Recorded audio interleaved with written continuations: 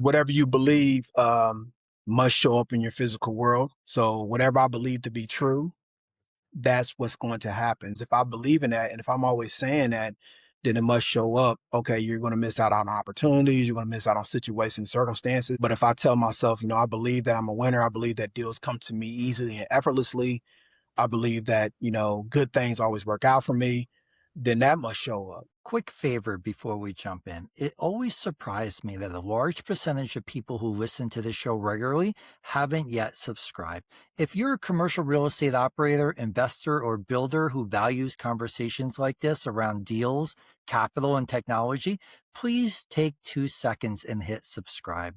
It's a simple, free way to support the show. My commitment to you is that my team and I will continue bringing you higher level operators, stronger conversations, and real execution level insights every single week. Thank you. I truly appreciate it.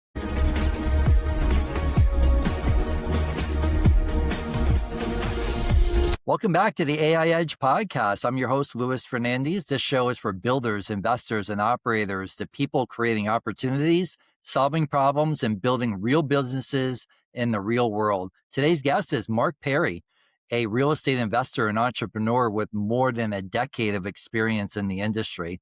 Mark has built his expertise across multiple real estate strategies, including wholesaling, creative financing, buy and hold investing, lease options, and subject to deals. He is also an educator and author focused on the role of mindset plays in financial growth and long-term success.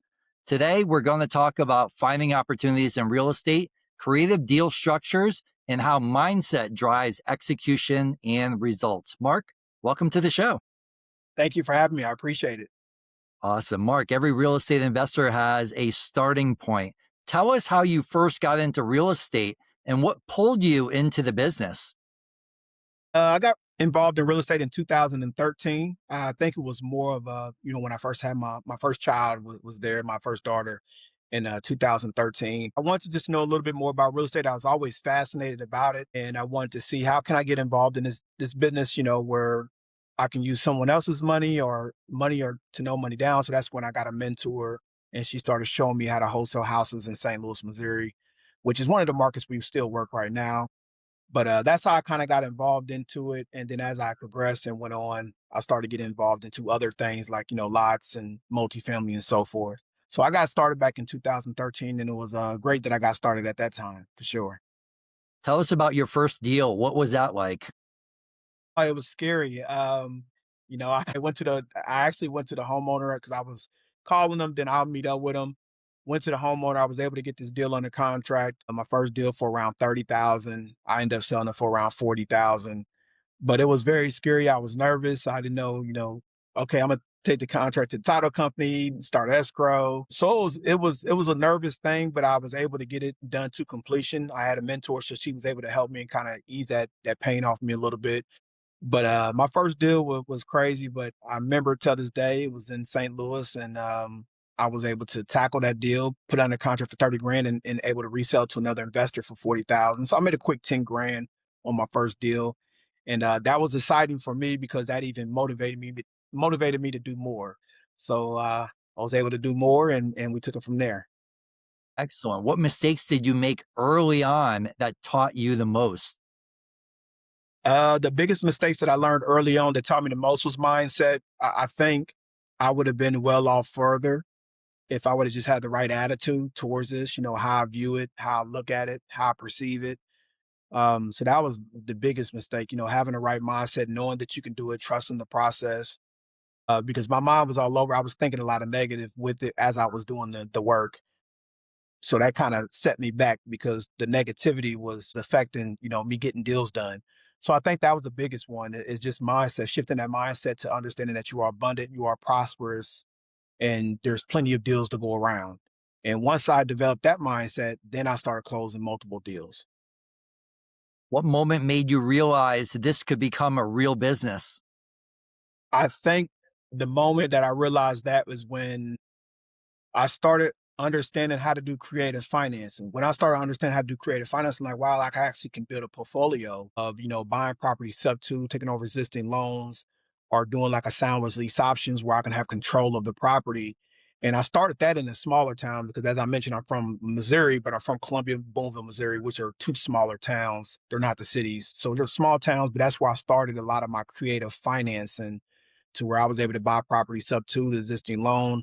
I did about 10 or 15 deals of those in my first year once I started learning the game. So when I understood that and I understood I can get deals with no equity, I can get deals with low equity, then I was like, wow, I actually can build a nice portfolio doing this. And that's what I did. I built a nice portfolio. Then I turned around and sold the portfolio separately. Some I sold on the MLS, some I sold private. So it was great, but that's when I started to understand, okay, well, once I understand the creative finance and I can get into the deals sub twos, I can understand second liens, third liens, and understand these things and able to take these deals down. That's exactly what I did. Let's talk a little bit about seeing opportunities that others miss. One thing that stands out about your work is your focus on seeing opportunities where others see obstacles. How do you train yourself to recognize deals that other people overlook? I think it just comes from the education and understanding. And then does the deal feel good? Does it feel good to take on this deal? And if it feels good, then take it on because a lot of times individuals might get a little scarce, like in today's market right now with everything that's going on. But you must continue to stay focused and continue to perceive the opportunities. And that's where we go back to talk about the mindset. Once the mindset perceives the opportunities and you have that mindset of opportunists, then the opportunities will show themselves and then you can be able to tackle on opportunities with the education and the knowledge that you have. So that's kind of what, how I see the opportunities when other people don't see them. Maybe they're a little scarce of it. Oh, no, I don't want to take that on. It's too much. But I might see, oh, this is a bigger picture. I can get somebody, a contractor here, could do the work, can do that at a fair price. And I would take that opportunity on. If I trust it, if I feel good about it, if I feel like it's in a great location, then I'm definitely going to take that opportunity on for sure.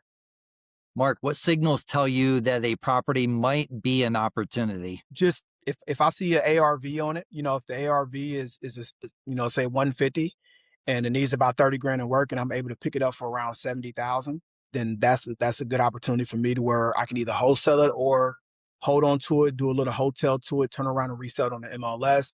So it just depends on the numbers. But if the numbers are there, ARV times 70% minus repairs and then minus a fee if I decide to wholesale it, then that will be the opportunity that I would take on. Because even with that lower, cheaper 50 cent or 40 cent on the dollar, I can either do a buy and hold on it.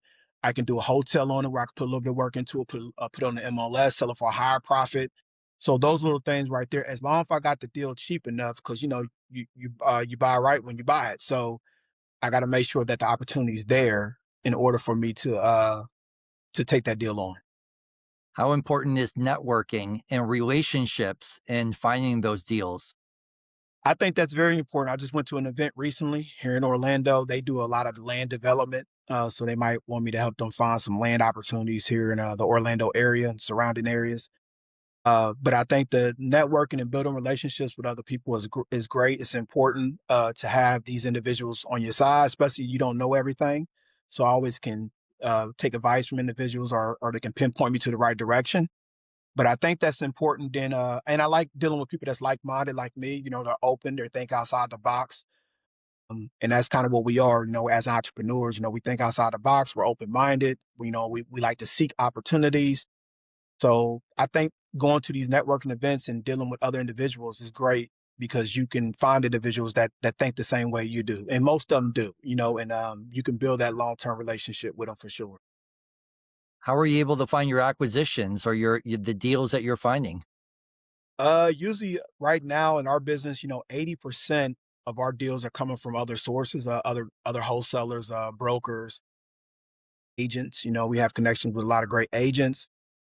So a lot of 80% of our deals is coming from that, and 20% we do a little bit of our own marketing. So we'll do a cold calling a little bit, and we'll do a direct mail campaign a little bit. But most of the deals come from other individuals, and this just comes from building long-term relationships, being in the game for around 10 years, and just kind of doing the ins and outs, going in and out. I see people go in and out of this business all the time. So just continuing to build a relationship, continue to be in front of people, letting people know what I do, and the more that they see that, the more that they see what you got going on then they'll gravitate towards you and bring you opportunities and see if, hey, are you interested in this? Do you have somebody interested? Now you can kind of play both cards for sure. Excellent. What separates experienced investors from beginners when analyzing deals? I think speed. If I can get back to the agent, as I mentioned, investor friendly agent or a broker or another investor with speed. Hey, listen, I think the prices should be a here. Here's what we're thinking. So I think more of the speed. When you're jumping in, you want to make sure everything's right. You want to make sure that the numbers make sense. And sometimes that can take a little bit more time. But if you can kind of jump in, especially if you've been doing deals for quite some time, you can look at the numbers, make sure the numbers make sense, and then get back to the broker or the agent or the investor with the offer. Excellent. Let's talk a little bit about creative real estate strategies. You worked a lot of creative deal structures, strategies like sub two or rent to own and lease options. For someone newer to real estate, can you explain why these strategies are so powerful? But most people in the world, that owns properties, they're not looking to sell at 50 cents on the dollar. So a lot of times when you're wholesaling properties, you got to buy them at 40 or 50 cents on the dollar to resell it to the investor where they have some meat on the bone to make money as well. But I think with the creative financing, you don't really need that 50 cent on the dollar. You just got to see where the value at is when you get these deals. So for instance, if you get a sub two deal, let's say if the property worth 120 and then they owe 100,000, well, you can't wholesale that.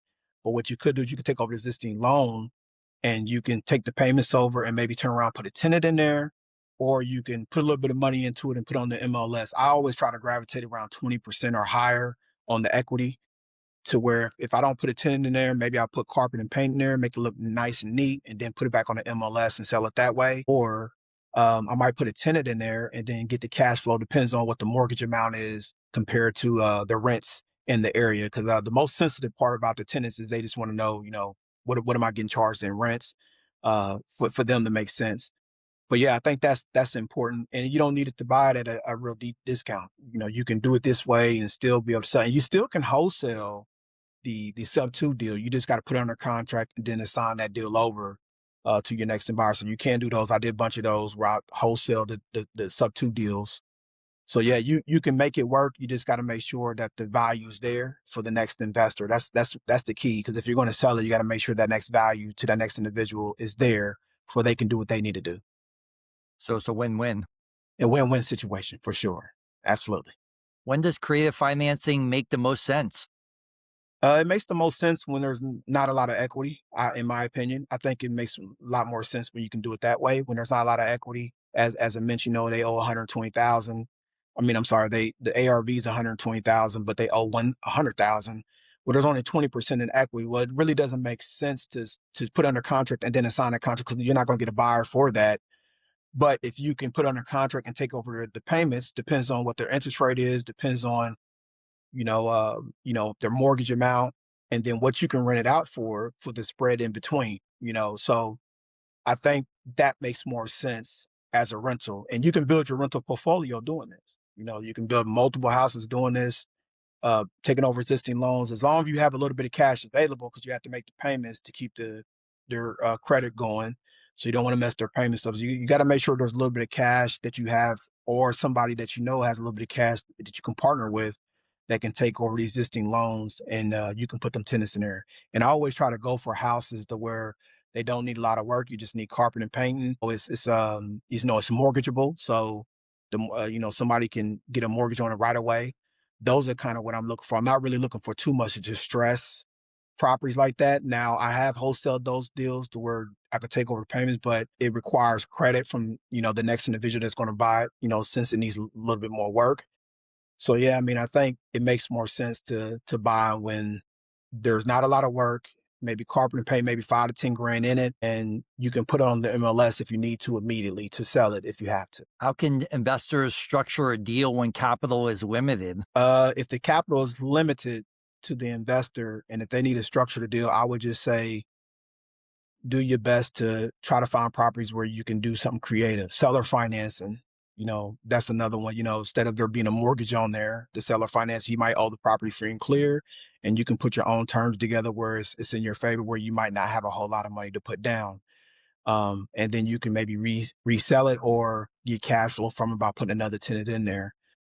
So I think it's just more of finding the opportunity and seeing what you can do to slice that deal up to where you can get in there to little or no, none out of pocket, but you have to put the deal away to where it makes sense though for you, for sure. Mark, let's talk about today's real estate market. The real estate market has changed a lot in the last few years. Interest rates, financing conditions, and inventory all shifted. From your perspective, what are the opportunities in today's market? To me, I think everything's still a great opportunity. You just got to find it. You just got to seek it. And that's where the mindset comes from. If my mindset is I'm an individual of always seeking new opportunities, the opportunities will show themselves. The mind comes in first. But if I hear people say, oh man, there's not enough deals out there, there's not a lot of, then you're not going to the opportunity's not going to come to you. So you got to make sure that the mindset's there, and then the opportunity will present themselves, and then you'll be able to tackle on that opportunity. There's opportunities out there, even if it's a good market or a bad market, it's still opportunities out there. There's still out there. You just gotta have that right mindset for it. But yes, the market has shifted with the interest rates. People are not, especially when you do fix and flips, they're staying on the market a little bit longer. So houses are staying on a little bit more longer. Like for instance, here in Florida, Florida was a hot market at one point. Now it's a buyer's market now. But people don't understand that when they send me deals.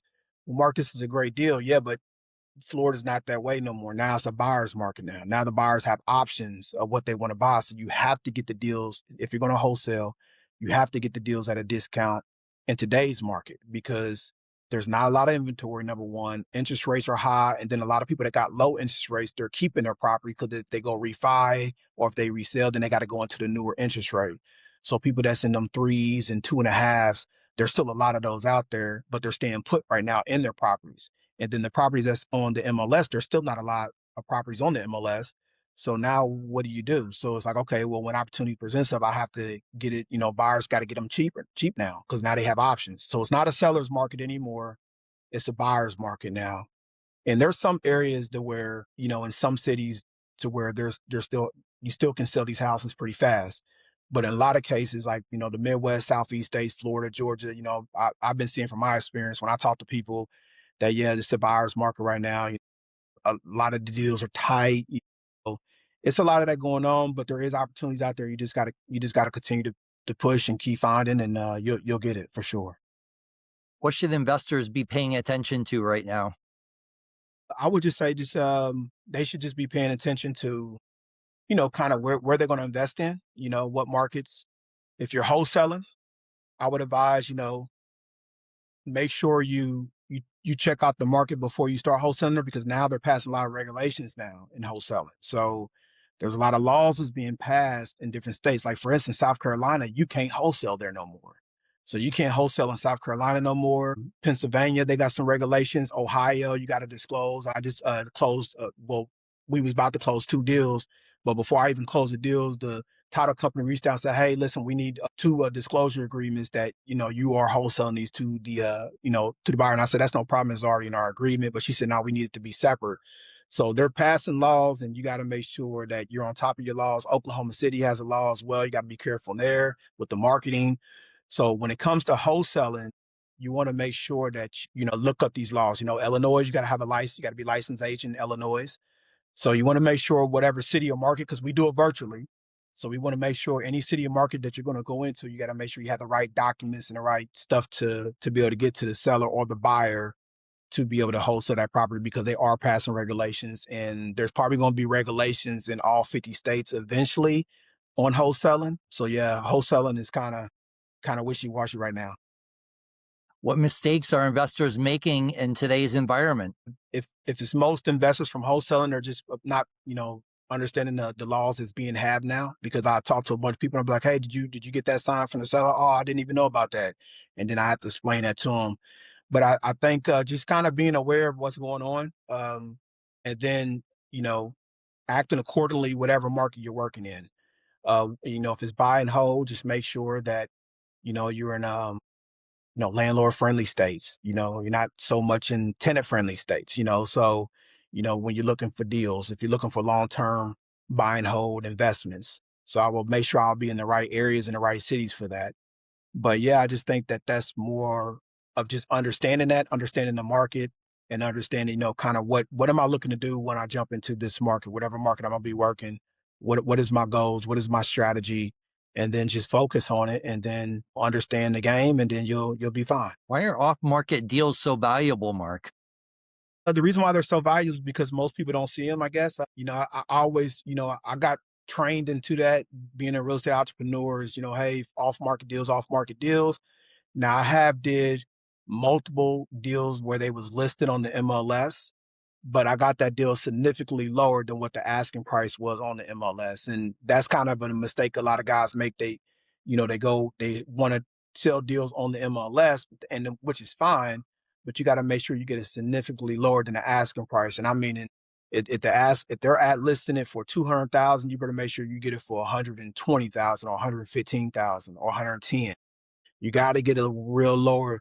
A lot of individuals I see it listed for 200,000, and then they only have it under contract for 190. That's just not going to work, So you got to be aware of that. Make sure when you bring an opportunity to the next investor, make sure that it's a great deal. And then when they go look it up, they're like, wow, it's they got it listed for 200,000, but he's selling it to me for 110,000. So that's a no brainer. But the off market deals are great because nobody's seen them; they're exclusive. That's why I like dealing with brokers because when it comes to multifamily, which we did a lot of double closes on multifamily. That's where we made most of our profits was a multifamily. And a lot of these brokers that I dealt with, they bring me a lot of pocket listings. So I always make sure it's pocket listings, especially if I was able to close a deal with them. I always make sure it's pocket listings, or they'll make sure it's pocket listings, and I'm able to share that to other investors to see kind of their thoughts, whether they'll give me a part equity just from finding the deal, or I just assign it or double close with it, and we work it like that. But I think off markets are great. And the more that you can build relationships with people and people can do business with you and trust you, then they'll send you great deals. They'll send you great opportunities, and you're being authentic and you're being trustworthy and you're being honest about what's going on. Because I always be honest and tell the truth. Hey man, what do you think about doing this apartment building? I got somebody that might be interested, so I might be selling it to them. But I'm gonna be honest with you, and you can either take that, yes, or I don't want to deal with you. So you want to make sure you're honest, and then that way, people know who you are, and they're like, oh yeah, he's ready. I think that's important. Why would somebody have a listing for 200,000 and accept 120,000? Just because, a lot of these deals are expired listings, so a lot of the sellers are just motivated for whatever reason. Now you're not going to get that on every deal. That's why you got to put in multiple offers with people, but you will get one that will stick, and now you got it really really cheaper. So it just depends on how long the property been listed for. You caught the seller at the right time. I feel like this business is, hey, I got the deal at the right place at the right time. They was just motivated at this time because there was some times where I had a deal to where they wasn't motivated, and then I followed up in 6 months, and somebody else got the deal and they got it way cheaper, but they beat me to the punch. But they just got it at the right time. So I think playing a game at the right timing is important because now you can like, wow, I got this a lot cheaper now. So I just kind of sit back and wait. And I always tell people I'm not a fly by night guy. I've been doing it for a while. I'm going to continue to stay in real estate for probably the rest of my life in some shape or form. Even if I do other adventures, I'm going to always continue to stay in real estate. Real estate did us great, did my family great. I was able to take care of my kids, and I'm still am in real estate and I do it full time. So I'm always going to stay with it. I'm always going to stick with it. But if I continue to stay in the game, even if they're not motivated to sell right now, even if the numbers don't work right now, we'll continue to follow up, and the numbers will work in 6 months to a year and a half. Excellent. Let's talk a little bit about mindset because that's big for you, Mark. Yes. A lot of your content focuses on mindset, prosperity thinking, and personal growth. Why do you think mindset plays such a big role in entrepreneurship and investing? Because it's the inner world. The inner world must reflect the outer world. Um, if you go to Amazon right now, I wrote a small ebook, probably about 5, 6 years ago. It's shifting your mind from poverty to prosperity, and then the other one is give yourself a second chance. They're both on Amazon. You can check them out. They're small reads, but it just gives you a little nugget about, kind of how the mind and consciousness and unconscious works. And then you can kind of apply that, through meditation, through visualization. But I think the reason why that's important is because, the more I see myself being successful, being an entrepreneur, being great, being authentic, the more that is going to show up on the outside. When I go to meetings, when I go to events, meeting people, it's going to show up based on the inner work I've been doing. So I think that's important. I think the inner work is important because a lot of times what a lot of, gurus are pushing out there is like, hey, take action, take action, take action, which action is fine. Action is great. But if I grew up in a situation where there's a lot of poverty and negativity, and then yet I want to jump into a business where I have to take consistent action, I'm not going to get those. I'll get some results, but I'm not going to get those results, some long-term sustainable results. I have to shift the mindset and change the mindset for a long-term sustaining result for myself and my family. Because if you're not doing that, then it's going to be kind of a challenge. It's going to be up and down. It's going to be a situation where you might quit because you haven't changed the mind. That's why I always tell individuals, don't think so negative about the things you're doing, even if deals ain't showing up right now. You got to see yourself closing deals. You got to see yourself doing great, even when it doesn't look that way right now, even when things are slow, even when you don't have the connections you have right now. You must continue to keep the mindset of like, you're a winner, you're a champion. Everything works out for me. I'm good. I'm great. The mindset like that. If you keep that like that and you continue to do that, then the outside will reflect that because you're doing most of the inner work. And when I say inner work, I'm just saying visualizing, seeing yourself having it, meditation, self-talk, saying question affirmation to yourself. Why am I this? Why am I that? Say that to yourself quietly. And then, take your inspired action, every day. And then once you do that, then the results will show up. They'll show up eventually for sure. I love it, Mark. The difference between scarcity thinking and opportunity thinking. Oh man, scarcity thinking is a pessimist, someone that doesn't see the opportunities, which that's a lot of people. When you really start to talk to people and you build relationships, people like, wow, you can understand how a person is based on what they're saying to you. That's why sometimes you gotta be quiet. I tell people like, hey, sometimes be quiet and just listen to them. Listen to them, man. And then you'll know where their mind is. You know what I'm saying? And then once you know where their mind is, then you know, like, oh, okay, well, should I do business with this person or not? There are some individuals where I didn't want to do business with them based on what they were saying. Hey, tell me a little bit about yourself, and I talked to them and what do you think about the real estate business? What do you think about the market right now? And then if I'm hearing a lot of negativity, that tells me a lot like, oh, okay, well, yeah, this is somebody that I probably don't want to do business with because they're going to rub that off me if they reach out to me or talk to me or text me.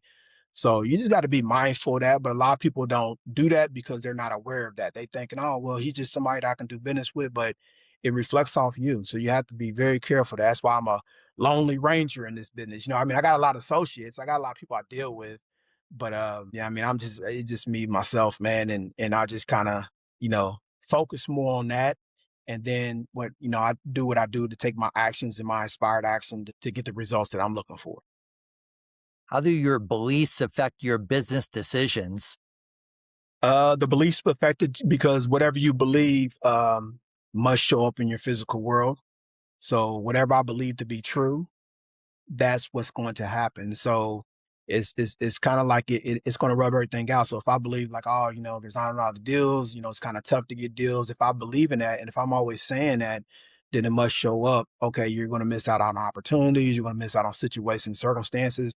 But if I tell myself, I believe that I'm a winner, I believe that deals come to me easily and effortlessly, I believe that, good things always work out for me, then that must show up, So it just depends on what you're saying to yourself when you're by yourself. When you're by yourself quietly, nobody's around and you're just doing your work or you're doing some stuff. What are you thinking about when you're doing this work? What are you expecting in your life when it comes to being a business entrepreneur?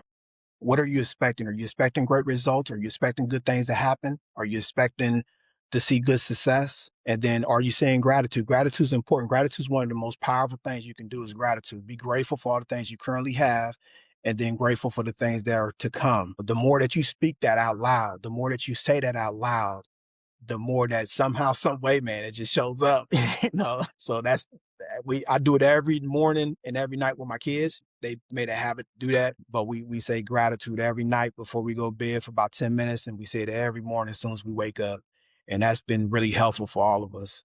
That's powerful. I met Yeah, somebody in a real estate networking conference, and his alarm went off. It was 8 p.m. And I'm like, what's that? Like, you got to take your medication or something? yeah, Nah, this is hour of gratitude. And I'm like, no way. He goes, and he literally goes up to strangers, Mark, and he says, give me three things that you're grateful for. And yeah, I'm like, wow, that's powerful. He did it to me. I was like, for real?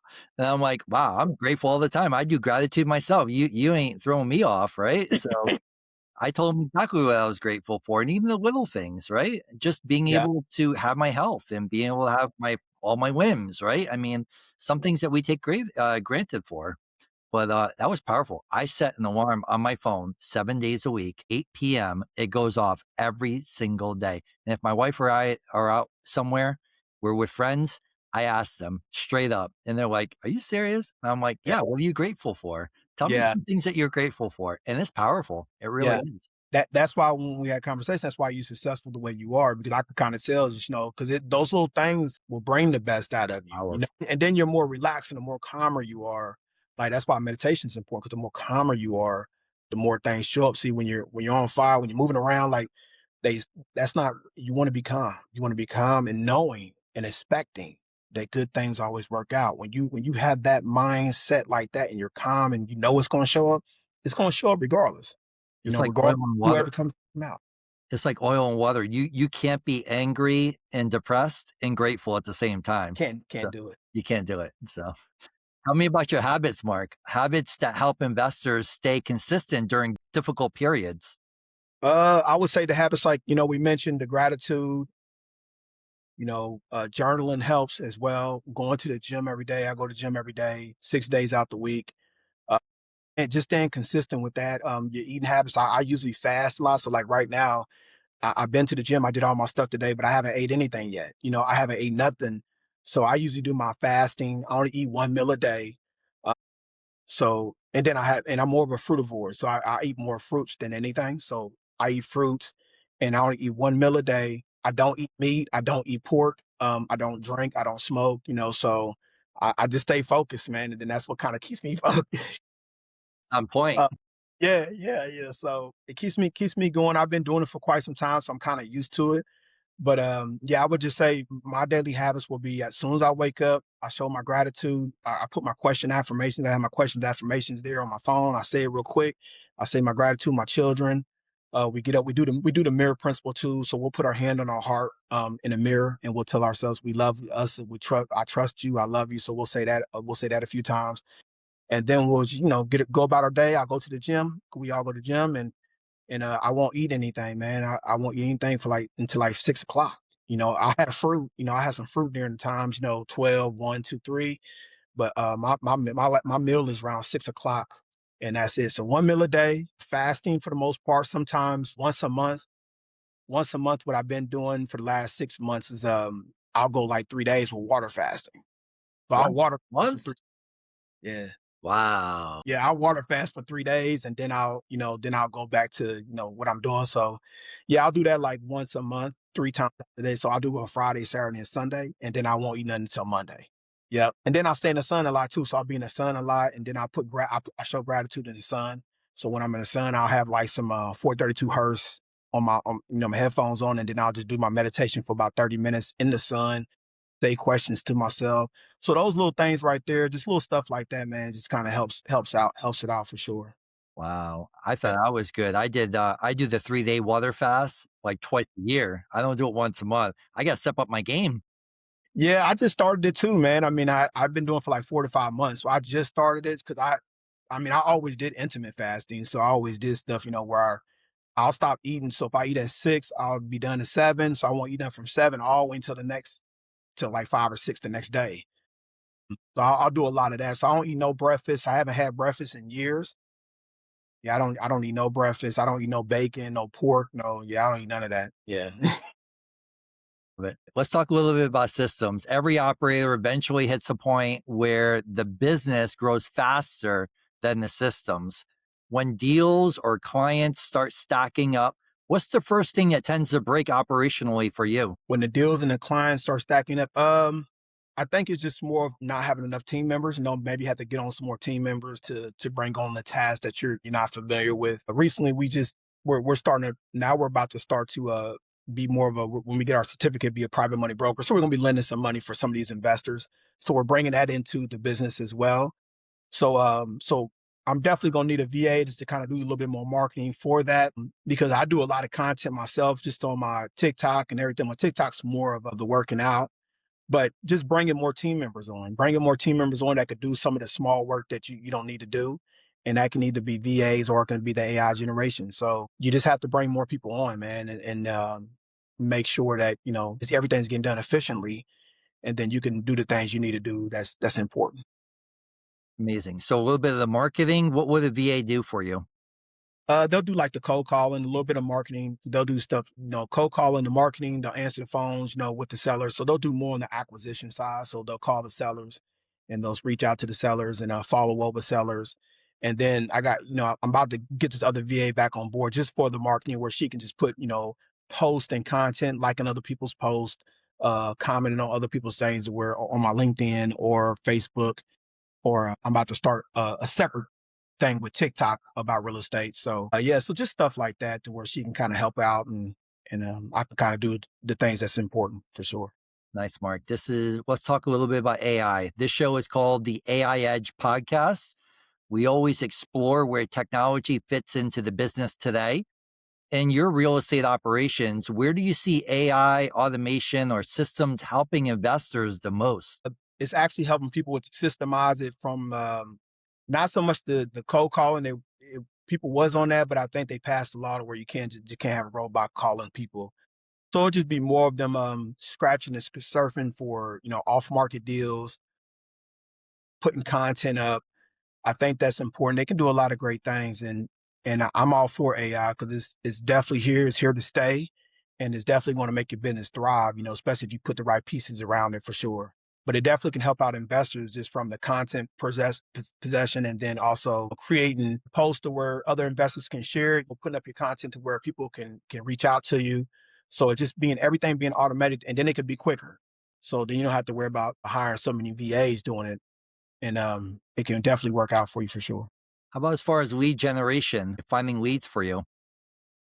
Yep, through cold calling, through skip tracing, getting a list, gathering a list, getting a list scrubbed, which the AI can do that, getting a list scrubbed where they can get phone numbers. Now you'll probably have to get a VA to contact those sellers since the AI can't do it, but they can do that to where they can skip trace it, find the numbers, get the numbers to your VA, then your VA can start calling. And then also the post, as I mentioned as well.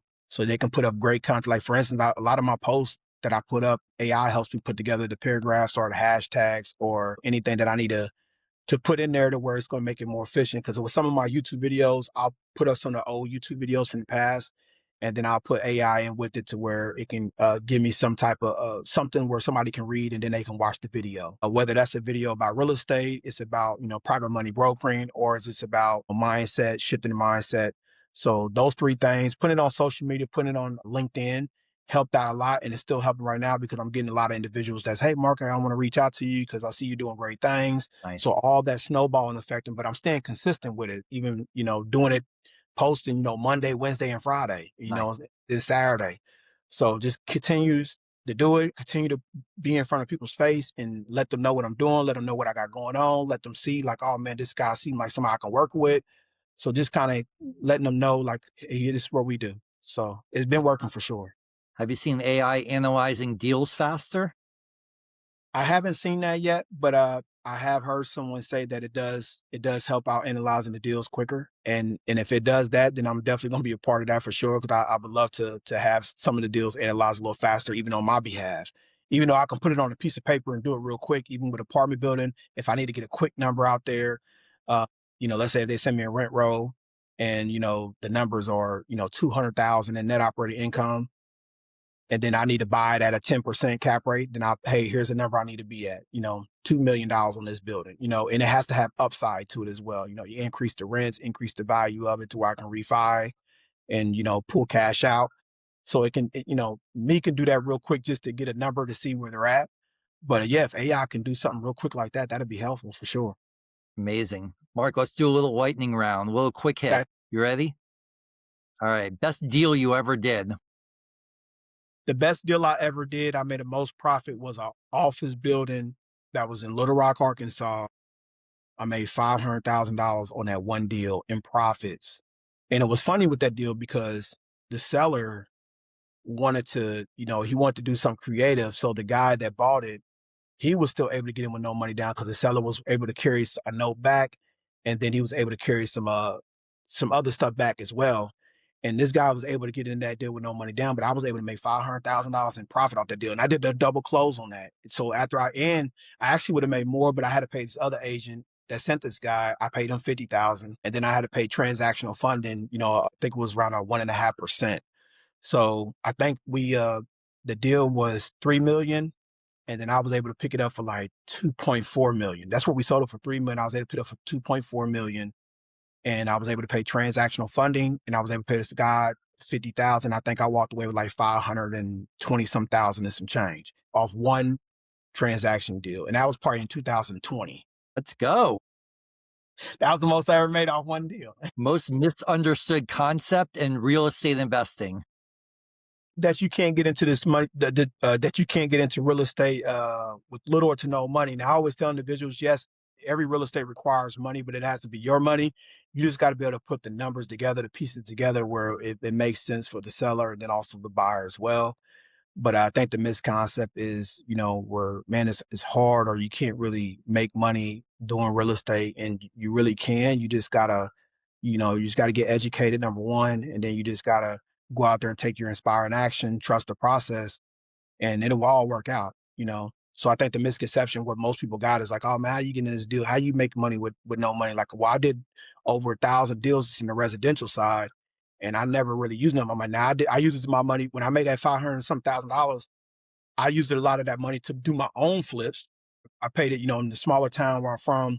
I bought some houses down there, some for 30,000, some for 25, 40, 50,000. They would put money into it, resell on the market. I did that with my own money, but most of these deals was not my money. I was just the middleman for the most part. A deal that almost went wrong.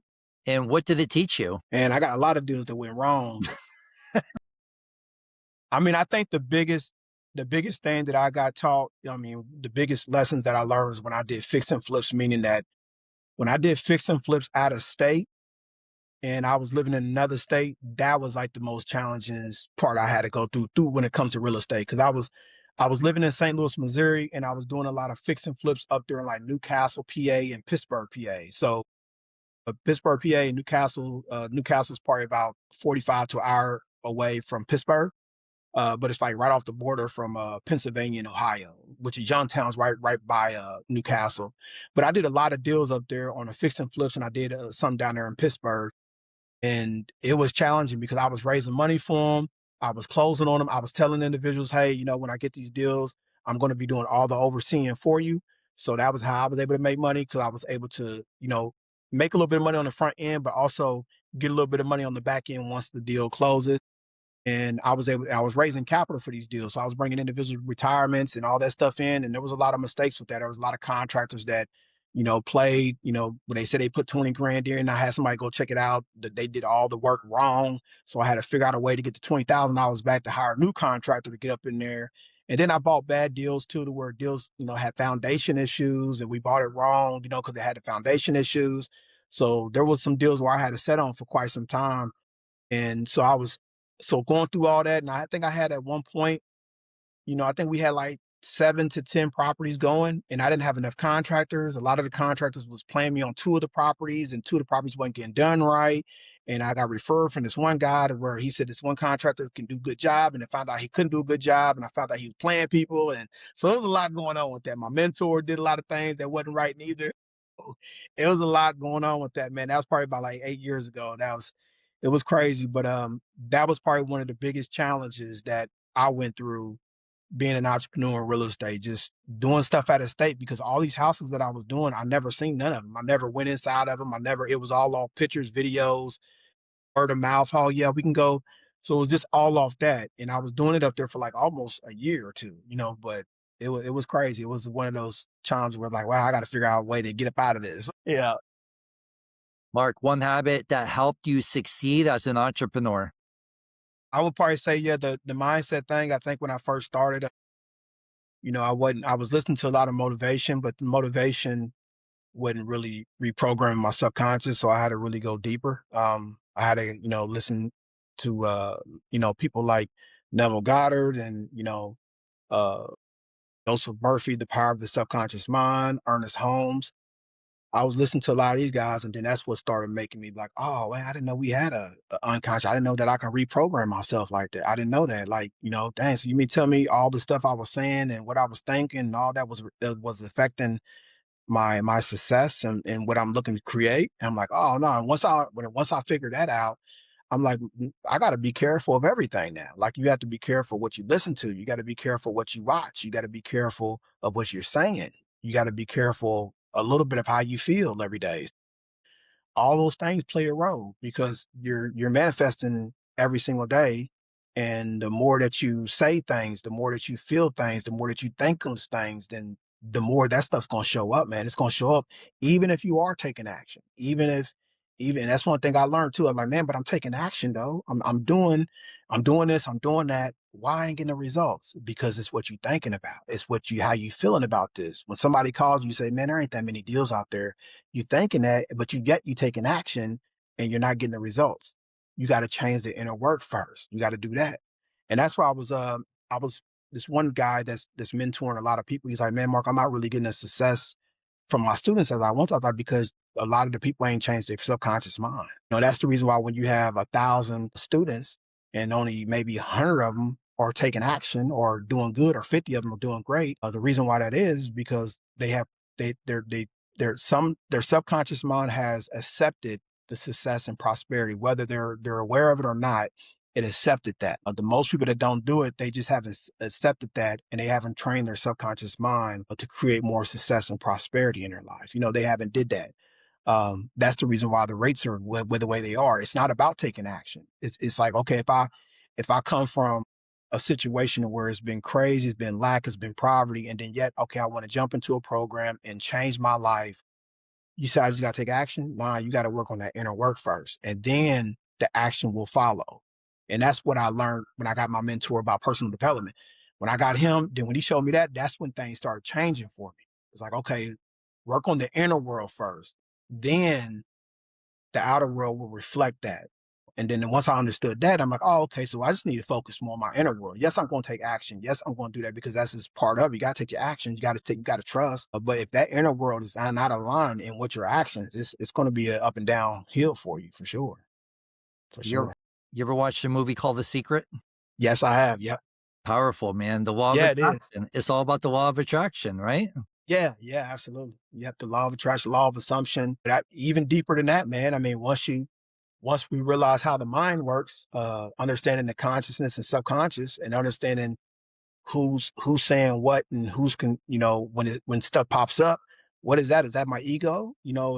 Or is that my subconscious? So I mean, really just diving in a little deeper and really understanding it, then you could be aware of it. Like, okay, man, so my intuition is saying this, so I should jump up on it, and then jump up on it, really go do it, really take the leap of faith and go forward. Sometimes you're going to have to make bold mistakes and just take risk.